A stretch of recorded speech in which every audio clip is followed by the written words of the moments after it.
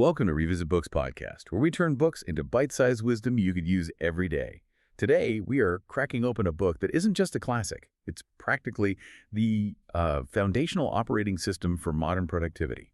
David Allen's Getting Things Done, The Art of Stress-Free Productivity. Yeah. We're specifically looking at the 2015 revised edition, which is vital, I think, because this whole system is really designed for the chaos of 21st century knowledge work. Yeah. Where the demands, the inputs, just the sheer volume of stuff seems to explode constantly. It really is an evergreen system, isn't it? But that revision was key because it acknowledged the reality we all face now. The information floodgates are wide open, and frankly, without some kind of disciplined method, you just drown.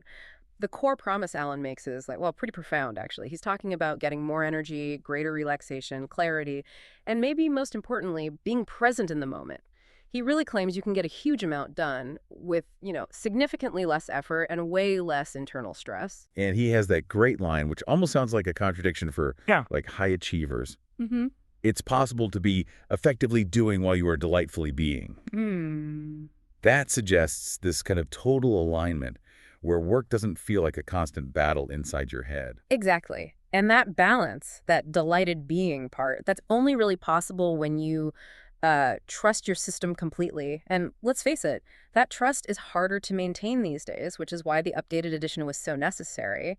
It really focuses on handling the content and the meaning of all your commitments. It doesn't matter what tool you use. Right. Digital versus paper, it's about the underlying principle. Precisely. It also tackles that relentless acceleration, driven by Moore's law, that exponential tech growth that just keeps throwing new tools and new inputs at us. Yeah, it feels like you just get used to one app, and then there are 5 new ones claiming to be better. That's exactly it. But GTD, whether you're using the fanciest app or just a simple notebook and an in-tray, the method itself has to be medium agnostic. The wireless world, it's done 2 things. Massively increase the speed we receive commitments and amplified the need to get our process right. Allen gave us a general model for judging any tool, which is why I think the system's lasted through all these tech shifts. If your workflow's solid, the tool is just a container. If the workflow's broken, no shiny new app is going to save you. Okay, let's talk about the man himself, David Allen. His advice feels incredibly down to earth, and I suspect that comes from his, amazingly varied background. He wasn't just some academic thinking about work. He was actually doing all sorts of things. Oh, absolutely. The diversity gives his work this kind of wholeness and authenticity. I mean, you look at his history, it's quite something. Schoolboy actor, debating champ, waiter, taxi driver running a lawn service agency. Oh, and a professional karate practitioner and teacher. Right. The martial arts thing, we'll definitely circle back to that. It seems so core. But that range of jobs, it suggests he really learned about complexity and commitment in the real messy world. Exactly. And that background, I think, it explains his lack of self-importance, and why the system feels forgiving. It's not like some gurus who demand this radical all-or-nothing life change or you failed. GTD is modular. Modular, meaning you can kind of pick and choose. Yeah, you can just implement bits of it. Maybe just start with the 2-minute rule, for instance, and still get real benefits. That makes it much more resilient, when life happens and you inevitably slip up a bit. It feels like it's built on humility and what actually works. Okay, so let's set the stage. What's the fundamental problem GTD is trying to solve? Allen contrasts old work models, like industrial age work, with modern knowledge work. What's the big shift? Well, think about it. Historically, work was mostly concrete. It had clear edges. If you were, say, plowing a field or working on an assembly line, you knew exactly what done looked like. You knew precisely when you finished. Productivity back then was about working harder or faster on those really well-defined tasks. And now, our jobs are mostly in our heads. Yeah. Conceptual. Absolutely. For most modern projects, there just aren't any clear edges. If your task is create the best training program or write the most engaging blog post, when are you actually done? You could tweak those forever, right? And the internet doesn't help. No. It makes it worse because now, potentially an infinite amount of data, research, emails, ideas, it's all relevant and instantly accessible for whatever you're working on. It just layers on the complexity. So we've basically gone from managing fixed stuff and clear results to managing infinite inputs and kind of fuzzy goals. And that's the heart of the dilemma. People are taking on or generating internally this huge volume of commitments, promises, demands, vague ideas. But the tools we inherited, like old time management techniques, they just weren't built for this. I remember trying those old systems, the ABC priority codes. Why don't they cut it anymore? Well, they kind of assume something that's rarely true, that you have a complete, current, and already clarified list of everything you need to do. Most people just don't. Priority codes only really work after you know what all your commitments actually are, and crucially, what the very next physical action step is for each one. If you've got a big important A task, but you haven't decided the next tiny action, its priority is meaningless. It's just sitting there, intimidating you. The speed, the complexity, the constant change in knowledge work, it demands a system that tackles workflow first, then prioritization. Okay, that perfectly sets up who this system is really for. If you're listening and feeling that constant pressure, how does GTD target that feeling? Right.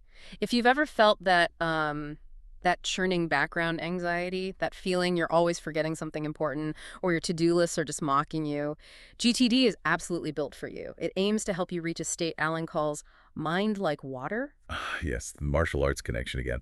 It sounds like a state of, perfect readiness. How does that apply to managing my overflowing inbox? Okay, picture a completely still pond. If a huge boulder crashes in, the water reacts powerfully, absorbs the force, and then immediately returns to calm. If a tiny pebble drops in, the reaction is small, it's localized, it's brief. The water responds with energy that is totally appropriate to the force hitting it. So it doesn't waste boulder-level energy on a pebble problem. Exactly. Anything that makes you overreact, like panicking over a trivial email, or underreact, like ignoring a huge approaching deadline, that thing actually controls you. It drains your power. GTD is engineered to allow 100% focused attention on what you're doing right now, precisely because your subconscious mind isn't freaking out trying to track 1,000 other loose ends. That focus, that speed, that relaxation, it generates incredible power, whether you're, throwing a punch or analyzing a complex report.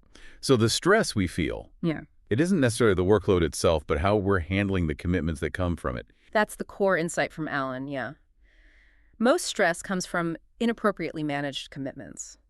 Those promises you made to yourself or others that you haven't actually clarified into concrete, actionable steps.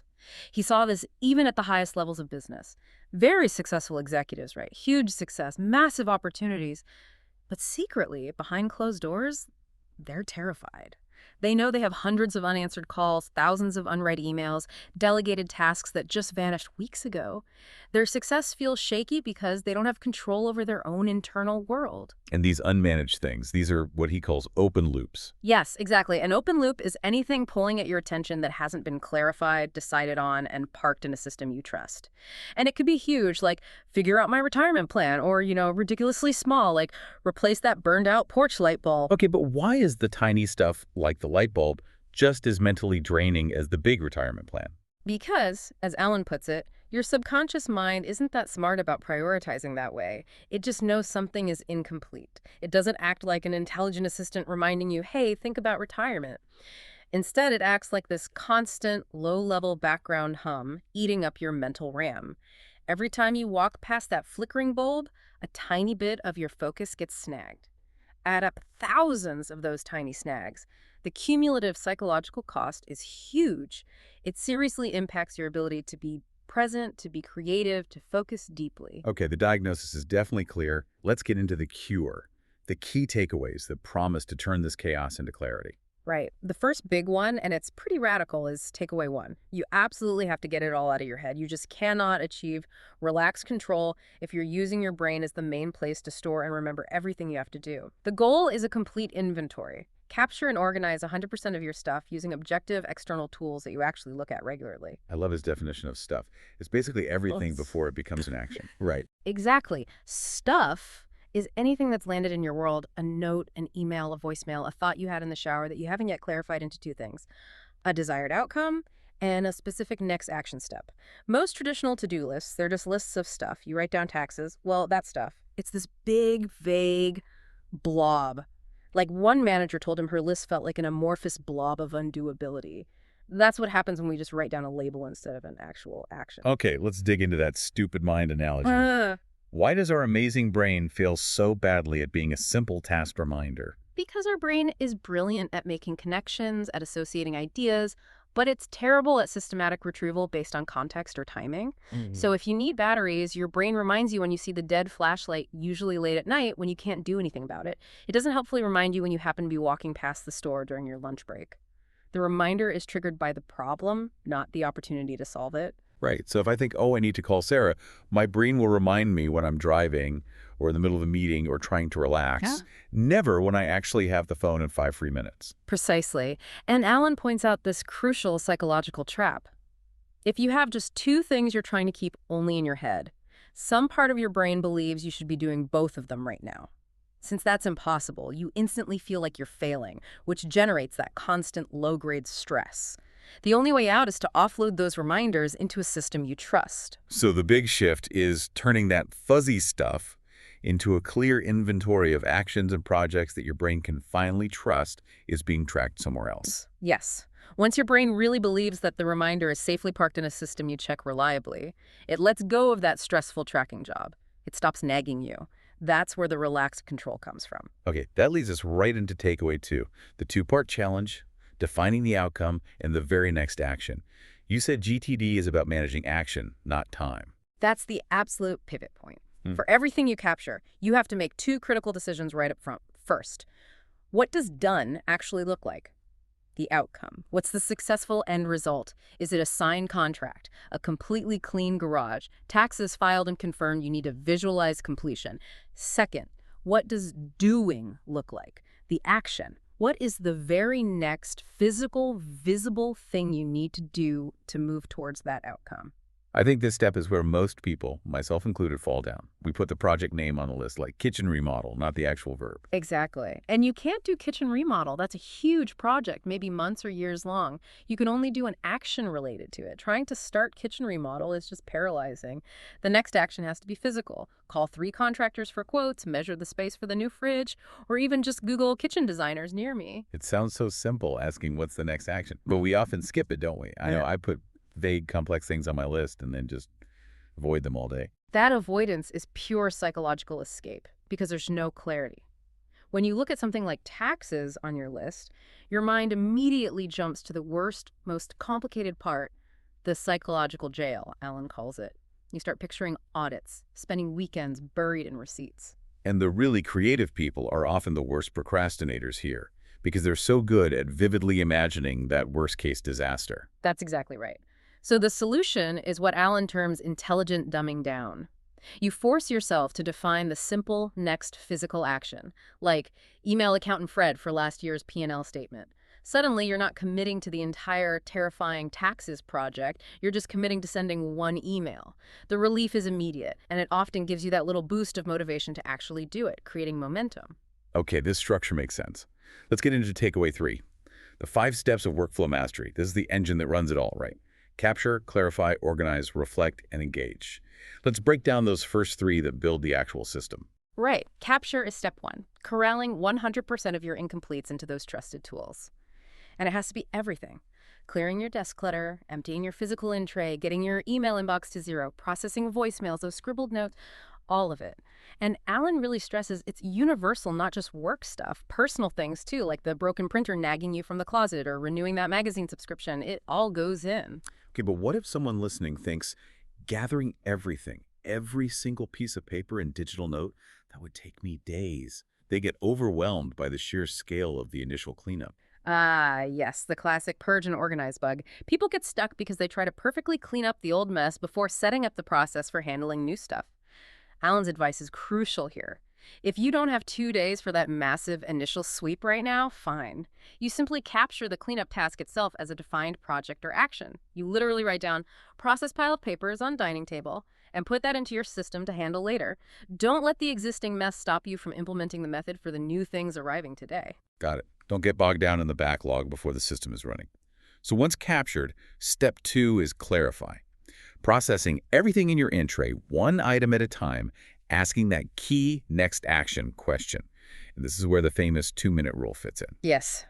The great trick, the 2-minute rule, is just pure, beautiful efficiency, it says. If the very next action on an item will take 2 minutes or less, just do it immediately, right when you first clarify it. Why 2 minutes specifically? Seems a bit arbitrary. It is somewhat arbitrary, but it's a really effective psychological threshold.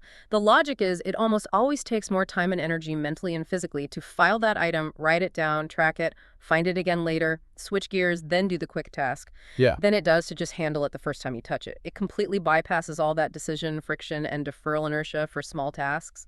Can you give a concrete example, maybe in the digital world? Sure. Think about corporate email overload. Alan mentions a VP using this rule. Maybe a third of his, say, 300 daily emails just needed a super quick reply. Yes, approve, got it, thanks. Okay, I'll schedule that. Stuff under 2 minutes. By doing those instantly as he processed his inbox, he could blow through them, reach inbox 0 much faster, and ended up reclaiming over an hour of high-quality focused time each day. Why? Because he wasn't constantly revisiting those tiny nagging items later. Makes sense. Okay, so if it takes longer than 2 minutes, clarify leads you down one of two paths. That's right. You either delegate it if you're not the best person to do it and you need to track that you've delegated it, or you defer it. Defer means you are the right person, but it needs to be tracked for later action. And those deferred or delegated items then need a home. That's step 3, organize. Setting up the right buckets in your trusted system. How do we make sure these lists actually work and don't just become another source of overwhelm? The organization structure is key, and it has to minimize friction when you need to find things. Alan defines 4 main containers. First up is the calendar. This is sacred ground. It's only for the hard landscape things that absolutely must happen at a specific time, like a 2 p.m. meeting, or on a specific day, like a report deadline this Friday. Why be so strict about keeping general to-dos off the calendar? I know a lot of people block out time for tasks. Because if you start cluttering your calendar with things that are just intentions, like work on presentation or call Bob, you destroy its integrity. You look at your calendar, see a bunch of stuff you didn't actually do at that specific time, and you stop trusting it as a reflection of reality. You start scanning it, negotiating with it, which creates mental noise. The calendar must represent your non-negotiable time-day commitments. Okay, so the general, do it when I can't, tasks, the deferred actions, where do they go? They go on to next actions lists, and here's the genius part.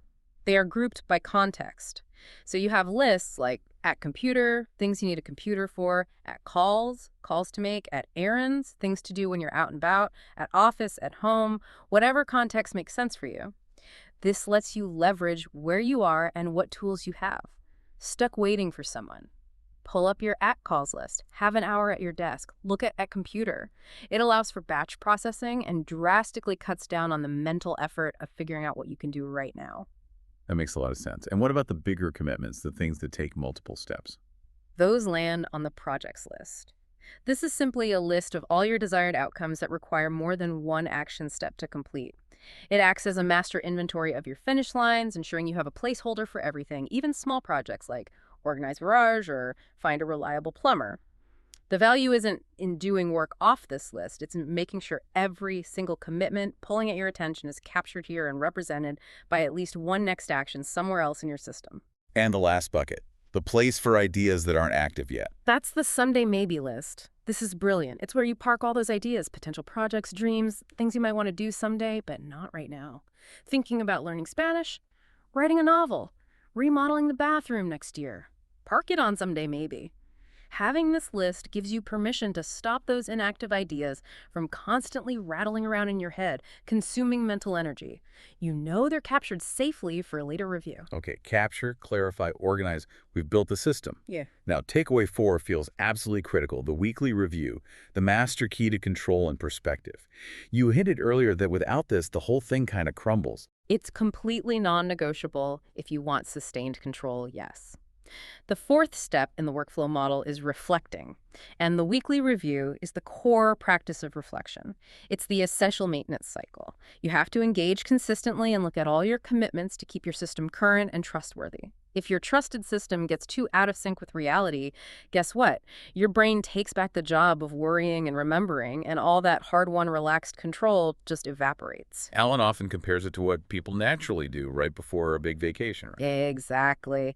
Think about that week before you leave. You frantically clean up loose ends, confirm arrangements, delegate things, make sure nothing's going to blow up while you're gone. You get clear. GTD basically says you need to achieve that level of clarity and control every single week, not just once or twice a year before a holiday. It's usually a dedicated block of time, maybe 1 to 2 hours, often late in the week, say Friday afternoon. The goal is to get your head empty again, process the last 7 days, and get completely oriented for the week or two ahead. So what actually happens during that weekly review? What are the concrete steps? It's a pretty structured process. First, you gather all the loose stuff again, papers, notes, receipts that have piled up. Get in to empty clear all your collection buckets, physical tray, email inbox, note apps, down to 0. Process everything just like you normally would. Then you systematically review your lists. Critically review your projects list. For every single project, you ask, is this still relevant? Is the outcome clear? And crucially, does it have a defined next action identified and listed on one of my context lists? If not, you define one right then. And reviewing the someday maybe list. What's the power there? Reviewing someday maybe is where the tactical meets the strategic and creative. You scan the list. Have any of these dormant ideas suddenly become relevant or exciting? Maybe something shifted, and now's the time to move Learn Python onto the active projects list. Just as importantly, you look for the old stuff. That idea for a business you had 5 years ago, is it really going to happen? If not, delete it. Be ruthless. Clearing out the deadwood is incredibly freeing and actually sparks new creative thought. Okay, so capture, clarify, organize, reflect. We've built and maintained the system. The final step is engage, deciding what to actually do at any given moment. Alan uses his horizons of focus model here to connect this daily action back to the bigger picture, doesn't he? Yes, this is vital. It explains how priorities really function within GTD. It connects the tactical, what am I doing right now, with the strategic, why am I doing it?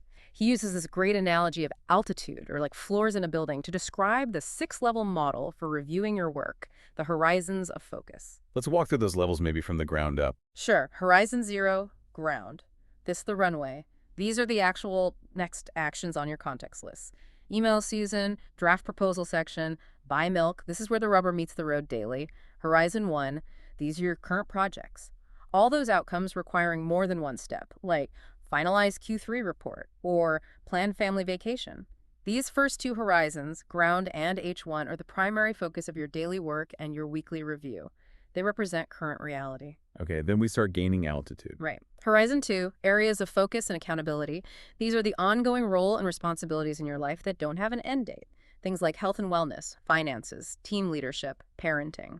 Reviewing these helps ensure you're maintaining balance across all the important parts of your life. Higher still, we get into more traditional goal-setting territory. Exactly. Horizon 3, goals and objectives. These are typically the things you want to accomplish in the next, say, 1 to 2 years. Maybe increase department efficiency by 15% or complete professional certification. These goals should inform which projects you activate from someday maybe or initiate. Horizon 4, vision. Now we're looking out further, maybe 3 to 5 years. What's the longer-term vision? Where do you see your career going? What does your ideal lifestyle look like? This provides a longer trajectory. And the very highest level, the North Star. Horizon 5, purpose and principles. This is the ultimate why. Why does your organization exist? What are your core personal values? What's your life's purpose? This highest level should, ideally, guide everything else. It's the ultimate filter for what commitments you even take on in the first place. So the real magic here is that GTD works from the bottom up. You get control of the mundane, the emails, the tasks, ground and Horizon 1, and that frees up the mental bandwidth to actually think clearly about the bigger picture stuff, Horizons 3, 4, 5. Absolutely. You can't effectively define your 5-year vision if your mind is constantly buzzing with 50 overdue emails and a nagging feeling you forgot to buy groceries.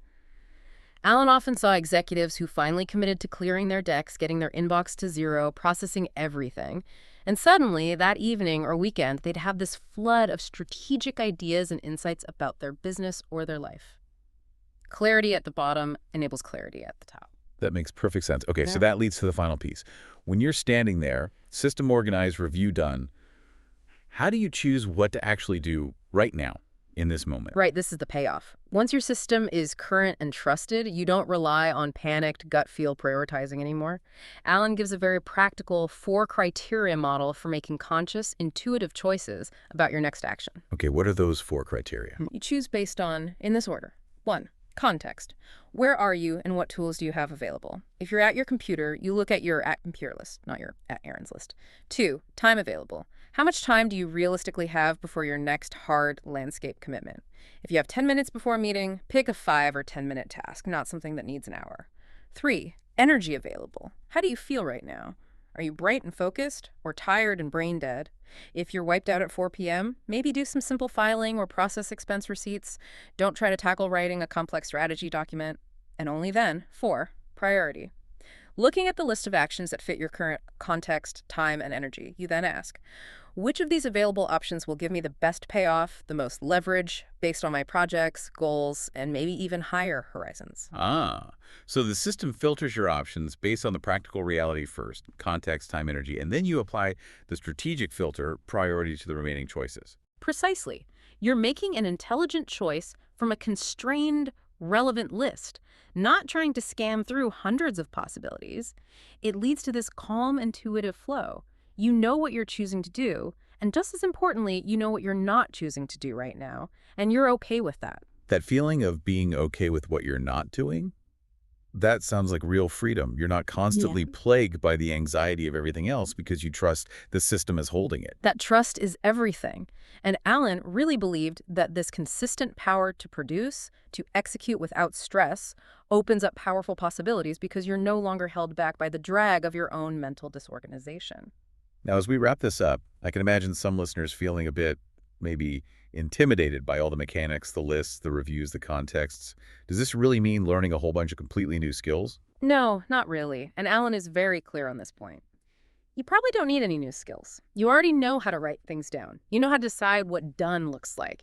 You know how to figure out a next step. You know how to make choices.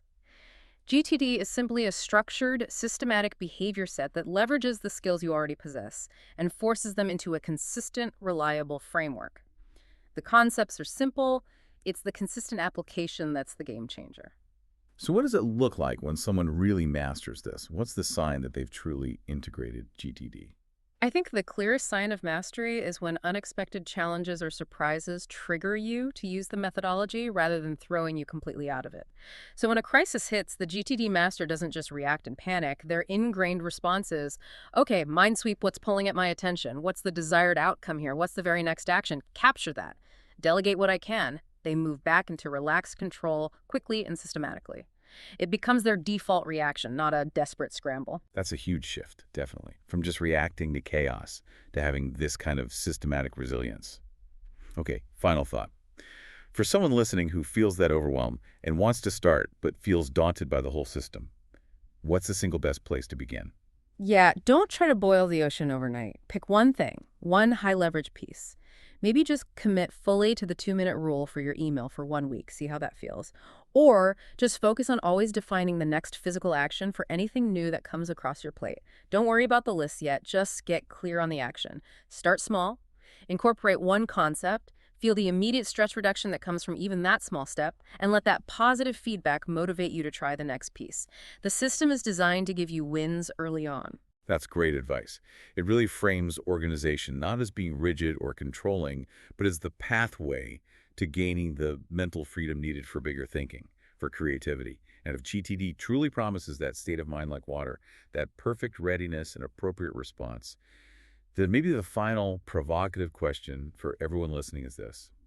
Once you achieve that quiet, aligned mind, once the clutter is cleared, what important decision about your life's direction, your purpose, have you been unable to see clearly until now? That's a powerful question to end on. That's today's breakdown. While this discussion cannot replace the book's full text, it can offer a glimpse into its teachings. I hope you found this discussion helpful, and I look forward to sharing more.